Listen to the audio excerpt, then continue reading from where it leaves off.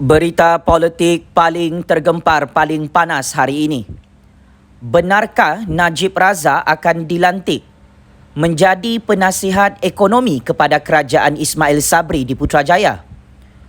Untuk makluman seluruh dunia, Perdana Menteri ke-9 Malaysia Yang Amat Berhormat Datuk Seri Ismail Sabri Yaakob hari ini menerima kunjungan Datuk Seri Najib Razak di pejabatnya di Putrajaya.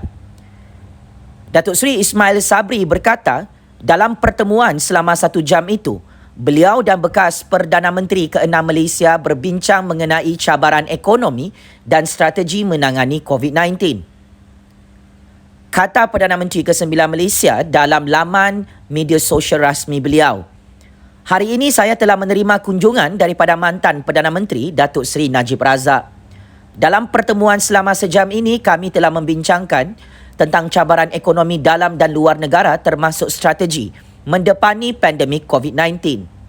Datuk Seri Najib komited dalam menyumbangkan tenaga, masa dan idea untuk bersama-sama sebagai satu pasukan demi keluarga Malaysia tercinta," kata Datuk Seri Ismail Sabri Yaakob dalam satu hantaran Facebook rasmi beliau.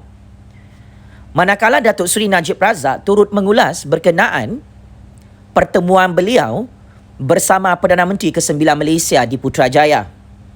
Najib Razak berkata pertemuan dengan Datuk Seri Ismail Sabri adalah bagi membincangkan keadaan ekonomi semasa Malaysia dan langkah-langkah seterusnya yang wajar diambil.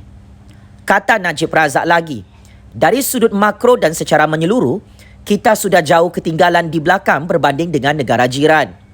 Malaysia tidak lagi mempunyai daya tarikan terhadap pelabur asing serta selepas 2018. Dari sudut mikro dan melibatkan rakyat pula, ramai tidak ada keyakinan terhadap ekonomi kita. Malah timbul kerisauan terhadap keperluan, pendapatan dan kestabilan pekerjaan masing-masing.